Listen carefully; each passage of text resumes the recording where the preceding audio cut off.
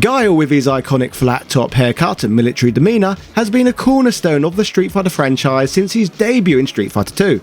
More than just a powerful fighter, with his devastating sonic boom and flash kick, Guile represents the everyman's hero, a soldier driven by loyalty, honour and the pursuit of justice.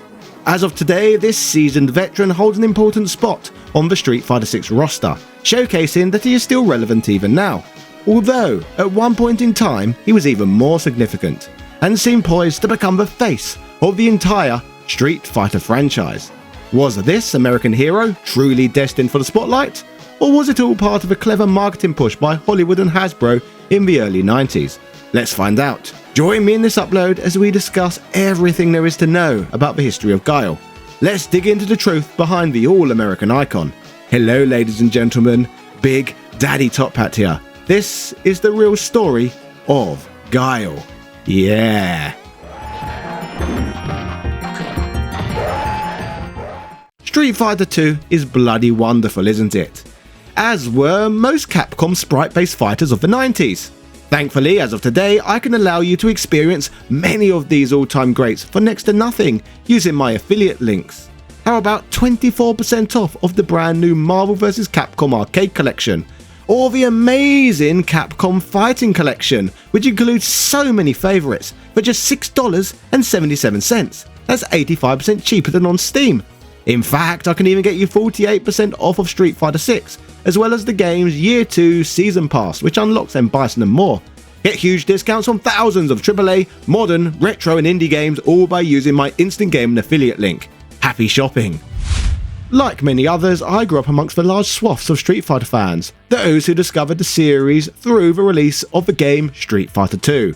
A key element that stood out about this game to me was of course the memorable characters, and the fact that we could choose from 8 of them rather than just one like in many previous games.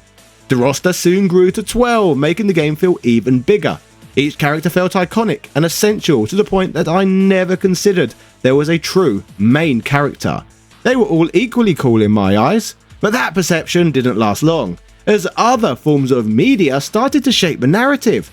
I quickly realised how wrong I was about who the real stars of Street Fighter were. The first major shift in how I saw Street Fighter came when the 1994 live-action movie was released in the UK.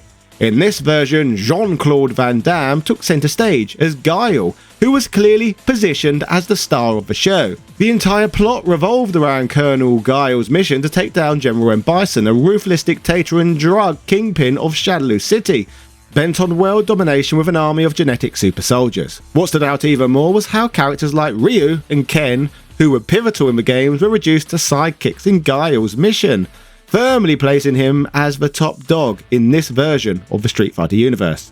Not long after the movie, I stumbled upon the Street Fighter cartoon, which doubled down on Guile's importance in the franchise. In this series, Colonel William F. Guile is the leader of a team called the Street Fighters, an international peacekeeping force of martial artists from around the globe, united under the principles of discipline, justice and commitment. The entire show revolves around Guile leading his team against M. Bison's forces, solidifying him as the central figure. Thinking back, I even had a Street Fighter 2 t-shirt as a kid, and unsurprisingly, the character splashed across the front. Guile, of course, reinforcing his role as the face of the franchise in that era. It wasn't just Hollywood and TV though that placed Guile on a pedestal. Powerful brands seemed to favour him above all our beloved Street Fighter characters. In the United States, Hasbro took their obsession with Guile to new heights, releasing the Street Fighter 2 G.I. Joe toy line centered around him. They even went as far as creating a ridiculous Guile Sonic Boom tank, showing just how much they were banking on Guile to be their moneymaker. But while all of these outside forces pushed him as the franchise's star, what about Guile's role in the actual Street Fighter 2 game? The first place we all encountered him in. Let's dive in and see how he truly stacks up. From the very beginning, it's clear that Guile was meticulously designed by Capcom to cater to the American audience. The earliest concept art notes reveal a fighter tailored to embody the ideal American hero. With his blonde hair, blue eyes, chiseled jawline, and perpetually stern expression, Guile oozes classic Americana. Add to that his military uniform, and he practically screams G.I. Joe, even before he was officially linked to the franchise. Capcom knew exactly what they were doing with this character, engineering him to appeal to Western audiences in a way that felt deliberate and unmistakable. When it comes to Guile's design origins, producer Noritaka Funemizu gave fans an intriguing insight, revealing that Guile's look was partly inspired by a JoJo's Bizarre Adventure character, because as you know, everything is a JoJo reference. Most notably, Guile's iconic flat-top hairstyle. Beyond just appearances, Guile's combat style left a lasting impression, with his shout of "Sonic Boom" forever etched into the memories of Street Fighter fans worldwide. But there's much more to his fighting style than this signature move. Guile was a master of both offense and defense, blending reliable agility with powerful air grabs, making him a true force to be reckoned with.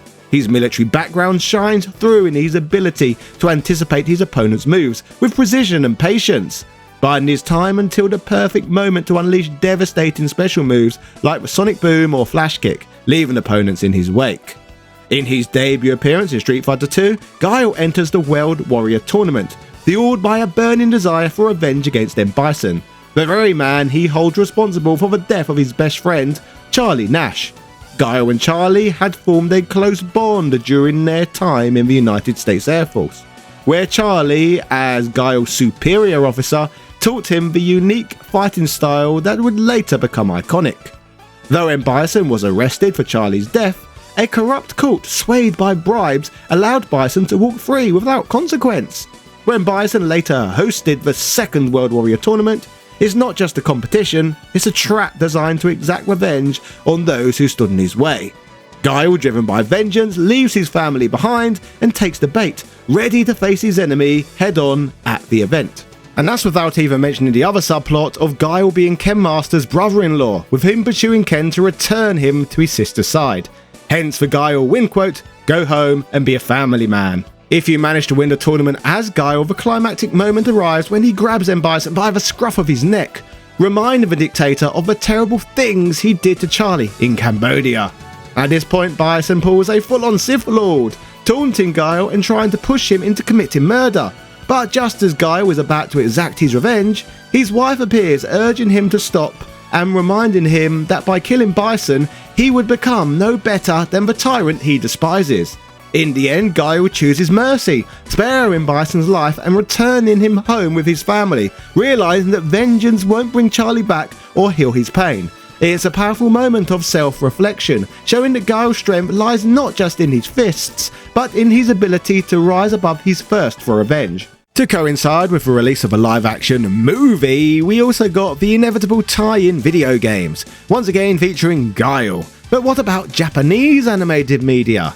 Did the all-American hero still dominate in the spotlight in those stories? Well, not quite. In the Street Fighter II anime movie, Captain Guile is still portrayed as seeking revenge against M. Bison for Charlie's death, much like in the game. Initially, however, he's reluctant to chase that goal until Chun-Li convinces him otherwise, revealing that Bison also murdered her father. Yet in this Japanese-produced media, Guile takes a major backseat compared to the American adaptations. Instead of leading the charge, his plans are ultimately thwarted by Bison, and it's Ryu who stepped into the role of the movie's primary hero. Guile, far from his American portrayal as the central figure, ends up being saved by another Japanese fighter, E. Honda, further illustrating the stark contrast in how different regions viewed the Street Fighter universe. In the Japanese animated TV series, Street Fighter II V, Guile makes an appearance, but once again, unlike in American media, he takes a back seat to the main trio of Ryu, Ken and Chun-Li. This time, Guile plays more of a rival role, giving Ryu and Ken a harsh lesson by easily defeating both of them in a fight. To add insult to injury, Guile admits he did it all while nursing a severe hangover, humbling the two young fighters and pushing them to embark on a training journey to improve their skills. While Guile isn't the star of the show, his presence is significant, as Ryu and Ken eventually earn his respect, adding depth to his role as a mentor-like figure even from the sidelines. The next significant chapter in Street Fighter history unfolded with the release of Street Fighter Alpha, a prequel to Street Fighter II. To the surprise of many, especially given Guile's massive push in the West, Guile was completely absent from Alpha. Instead, the game introduced Charlie, the very man Guile sought to avenge in Street Fighter II's World Warrior Tournament. Many fans speculate that Guile's exclusion was due to his similarities with Charlie, which might have made the two redundant in the roster. Though missing from the first two Alpha games, Guile would return in Street Fighter EX, a non-canon polygonal fighting game developed by Arika. While not officially part of the series' main storyline, the EX games are said to take place after Alpha but before Street Fighter 2, with Guile still hunting down M. Bison to avenge Charlie's death. Guile appears as a playable character in all 3 EX games, and in EX3 he even teams up with Interpol agent Chun-Li, with both characters seeking to finally take down Bison for good. Guile finally made his debut in the Street Fighter Alpha series though, with Street Fighter Alpha 3, but only in the home version of the game. In this installment, Guile was sent by the United States Air Force on a mission to find Charlie, who went missing during a secret investigation. During his search, Guile meets Chun-Li for the first time and she warns him of the dangers ahead, advising him not to follow Charlie. However, Guile, confident in his fighting ability, assures her he'll be fine. Eventually, Guile tracks Charlie to the Shadaloo base, where he warns him that an aerial bombardment will hit in just 1 hour. But Charlie, focused on stopping M. Bison, refuses to leave, leading to a heated confrontation between the two friends. As tensions rise, M. Bison himself appears, attacking them both. However, Guile and Charlie join forces and prove too much for Bison, forcing him to retreat and call in a gunship to pin them down while he escapes. Determined to stop Bison for good, Guile and Charlie set explosives around his Psycho Drive to prevent him from regenerating his powers. After Ryu defeats Bison, the Dictator attempts to use the Psycho Drive to recover, but Charlie insists Guile escapes while he stays behind to hold Bison off. In a tragic turn, Guile escapes just as the base explodes, with both Charlie and Bison seemingly caught in the blast. Eventually, Chun-Li and Ryu find Guile standing atop a mountain, where Chun-Li suggests that Charlie might still be alive, just as she believes her father could be. Guile agrees, vowing to continue believing in Charlie's survival, bringing his story full circle as we head into Street Fighter 2. Guile's next major appearance in the canon occurred in Street Fighter 4, which is set after the events of Street Fighter 2. Here, Guile is haunted by the possibility that Charlie might still be alive, as no body was ever recovered after the explosion in Alpha 3. Determined, Guile pleads with his superiors to launch a new search for Charlie, but his request is denied. Instead, he's tasked with investigating Sin, an organisation rumoured to have ties to Shadaloo. Although skeptical about Shadaloo's existence without M. Bison, Guile teams up with Chun-Li once again to uncover the truth. Together they enter the Sin tournament to infiltrate its headquarters. During the tournament, Guile encounters a French fighter named Abel, who seems to have a knowledge of Guile's sonic boom technique. This piques Guile's curiosity, as he suspects Abel might know something about Charlie's whereabouts. The two fighters clash, with Abel refusing to reveal any information. Later, however, Abel is seen alongside Chun-Li, and Guile joins them as they head deeper into the Sin base, continuing his relentless pursuit for answers about his lost friend. At the Sin base, Guile uncovers crucial data, but the mission takes a turn when Chun-Li is captured by Vega. Guile sets off to rescue her, only to be ambushed by Sin leader Seth. Fortunately, Abel arrives just in time, taking on Seth so Guile can continue his pursuit of Chun-Li. As other events unfold, it's Jen who ultimately saves Chun-Li from the exploding Sin base. After these intense moments, Guile returns to Charlie's grave, leaving a beer bottle as a symbolic gesture of sharing one last drink with his fallen friend. He quietly tells the grave that while Sin's plans have been thwarted, he's certain Shadaloo isn't finished yet. Following these events in Street Fighter 4, Guile's story picks up in Street Fighter 5, where he is tasked with investigating the mysterious Black Moons, with one of them detonating over New York, causing blackouts and communication failures. Intelligence points to Shadaloo being behind this new threat, and once again, Guile teams up with Chun-Li. The two eventually come face to face with all 4 Shadaloo executives, including M. Bison, in New York. During the confrontation, Chun-Li is knocked down by Bison, and it's Cammy who comes to her rescue. Guile, Cammy and Chun-Li manage to escape, regrouping afterward. Cammy fills them in on Bison's latest evil plot, revealing that a series of keys are needed to unlock the destructive power of the Black Moon weapon. In a shocking turn of events, Cammy presents Chun-Li with one of these keys. Suddenly, Charlie, seemingly resurrected from the dead, appears out of nowhere and demands the key. Guile, shaken by his friend's unnatural appearance and cold gaze, struggles to believe this is really Charlie. The two end up fighting, with Charlie not only overpowering Guile but also absorbing his sonic booms with ease. In the end, Charlie takes the key, leaving Guile to grapple with the shocking reality of his friend's return, and the threat it now poses. Later in the story, Charlie's conscious and calmer side reawakens, reminding him of a deep bond he shares with Guile. Once reunited after years of manipulation, the two team up to subdue Abel, who is under the influence of psycho power. Charlie uses his absorption abilities and removes Abel's psycho power before leaving the scene. In a heartfelt moment, Guile returns Charlie's dog tags, the ones he has held onto since Charlie's presumed death. It's a symbol of their rekindled friendship and the closure they both longed for. As the final assault on Shadaloo unfolds, Guile and Chun-Li find themselves face to face with M. Bison once again. In a dramatic twist, Charlie reappears, stepping in to fight Bison. During the intense battle, Charlie makes the ultimate sacrifice, launching a desperate kamikaze attack in a bid to take Bison down. Guile, powerless to stop it, watches helplessly as his friend sacrifices himself. Tragically, Bison's power is at its peak, rendering Charlie's sacrifice futile. The loss is crushing, making the moment all the more heartbreaking for Guile. In the end, it's Ryu, not Guile, who manages to defeat Bison. As Shadaloo crumbles around them, Guile, Chun-Li and Ryu escape the final explosion. This time though, it seems that Bison is finally defeated. Well, until he re-emerges alive in Street Fighter 6 anyway.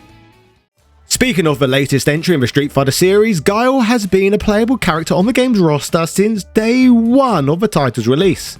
To help demonstrate the passage of time, he debuts a bold new look that adds a fresh edge to his classic military style. Sporting a blonde goatee and matching eyebrows, he now rocks a blue, sleeveless military vest adorned with emblems, paired with jeans reminiscent of a pilot's jumpsuit.